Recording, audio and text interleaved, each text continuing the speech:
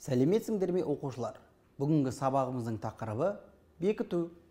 Бүгінгі сабақта 3 таңбалы санды 1 таңбалы санға көбейту және бөлу алгоритмінің жаңа түрін қолданасыңдар.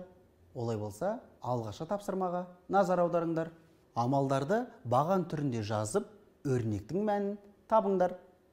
Балалар, 220 мен 2-нің көбейтіндісінен 880 мен 8-дің бөліндісін азайту қажет. Балалар, алдымен қай амал орындалады? Дұрыс айтасыңдар. Алдымен көбейту амал орындалады. Содан соң бөлу амал орындалады. Соңында азайту амал орындалады. Енді осы амалдарды ретімен орындайық.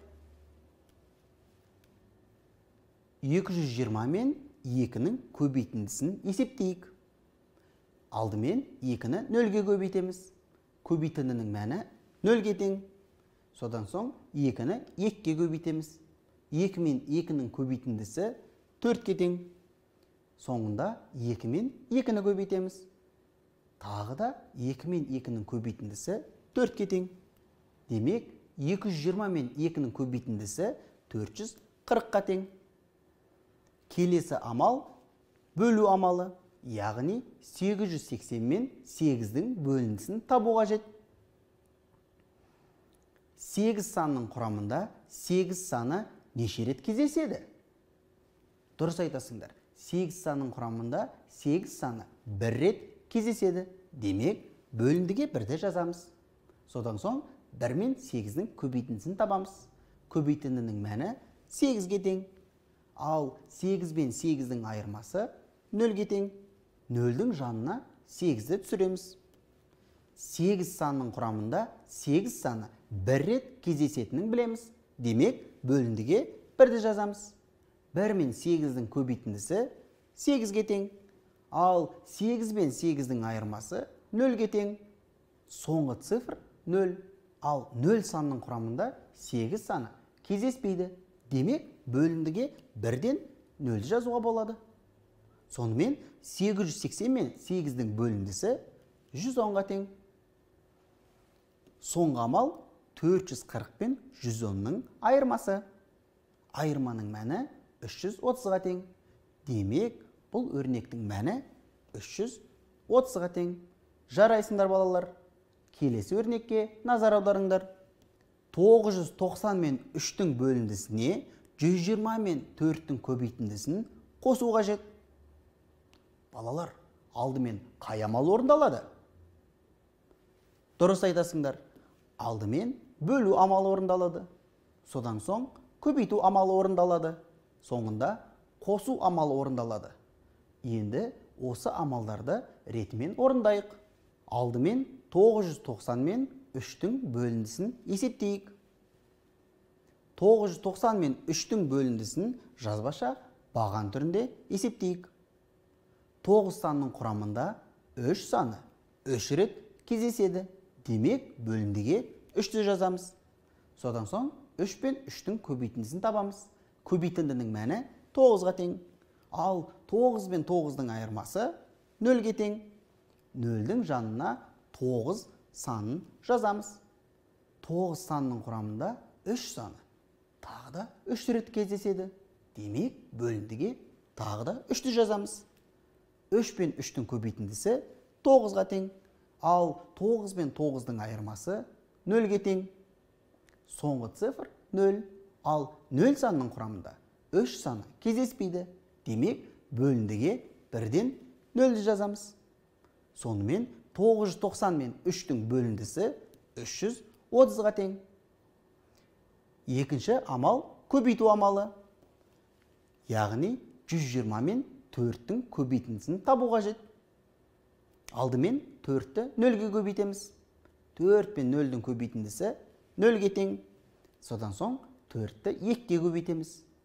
4 пен 2-нің көбейтіндісі 8-ге тең. Соңында 4 пен 1-дің көбейтіндісін табамыз. Көбейтіндінің мәні 4-ге тең. Демек, 120 мен 4-тің көбейтіндісі 480-ге тең. Соңғы амал қосу амалы. 330-ға 480-ді қосамыз. қосындының мәні 810-ға тең. Демек, бұл өрнектің мәні 810-ға тең. Балалар, сендер де бұл өрнектерді дұрыс орындадыңдар деп ойлаймын. Сабағымызды әрі қарай жалғастырамыз. Бос орындарды толтырыңдар. Балалар, бізге берілген ұяшықтарға сандарды жазу қажет. Алдымен 3 пен 0-дің көбейтіндісін табайық. 3 пен 0-дің көбейтіндісі 0-ге тең. Демек, төменгі оң жақ ұяшыққа 0-ді жазамыз. Енді жоғарғы ұяшықтағы санды анықтайық. Ол үшін, балалар, 3 пен қандай санның көбейтіндісі 9-ға тең? Дұрыс айтасыңдар. 3 пен 3-дің көбейтіндісі 9-ға тең. Демек, жоғары ұяшыққа 3 санын жазамыз. Соңғы ұяшықтағы цифрды анықтау үшін 3 пен 1-дің көбейтіндісін табу қажет. 3 пен 1-дің көбейтіндісі 3-ге тең. Демек, 130 пен 3-дің көбейтіндісі 390-ға тең екен. Келесі ұяшықтарды анықтайық. Ол үшін тексереміз. 2 мен 0-дің көбейтіндісі 0-ге тең. Демек, 0-ді дұрыс жазған екен. Содан соң 2 мен 1-дің көбейтіндісін табу қажет. 2 мен 1-дің көбейтіндісі 2-ге тең. Демек, төменгі ұяшыққа 2-ні жазамыз. Жоғары ұяшықтағы цифрды анықтайық. Балалар, 2 мен қандай санның көбейтіндісі 8-ге тең? Жарайсыңдар. 2 мен 4-дің көбейтіндісі 8-ге тең. Демек, жоғары ұяшыққа 4-ті жазамыз. Демек, 410 мен 2-ның көбейтіндісі 820-ға тең. Жарайсыңдар, балалар. Келесі ұяшықтарды анықтайық.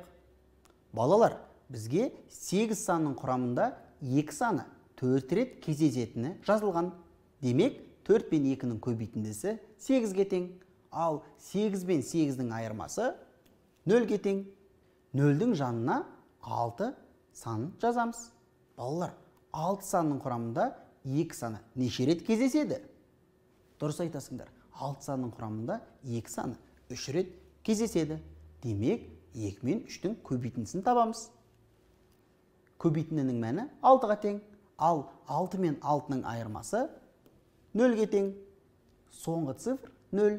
Ал 0 санның құрамында 2 саны кездеспейді.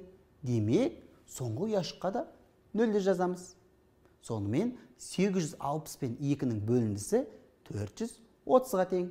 Соңғы ұяшықтарды анықтайық. Ол үшін, балалар, 6 санның құрамында 3 саны неше рет кездесетінін табу керек. 6 санның құрамында 3 саны 2 рет кездеседі. Демек, бөліндідегі алғашқы ұяшыққа 2-ні жазамыз. Содан соң 2-ні 3-ке көбейтеміз. 2 мен 3-дің көбейтіндісі 6-ға тең. Келесі ұяшыққа 6-ны жазамыз. 6 мен 6-ның айырмасы 0-ге тең. 0-дің жанына 9 саны түскен екен. Демек, 9 санның құрамында 3 саны 3 рет кездесетіні де белгілі. 3 пен 3-дің көбейтіндісі 9-ға тең, ал 9 пен 9-дің айырмасы 0-ге тең. Балалар, соңғы цифрымыз 0, ал 0 санның құрамында 3 саны кездеспейді. Демек, соңғы ұяшыққа 0-ді жазамыз. Сонымен 690 мен 3-дің бөліндісі 230-ға тең. Балалар, сендер де ұяшықтарға цифрларды дұрыс орналастырдыңдар деп ойлаймын. Сонымен сабағымызды қорытындылайық. Бүгінгі сабақта 3 таңбалы санды 1 таңбалы санға көбейту және бөлу алгоритмінің жаңа түрін қолдандыңдар. Сонымен бүгінгі сабағымыз аяқталды. Сау болыңдар.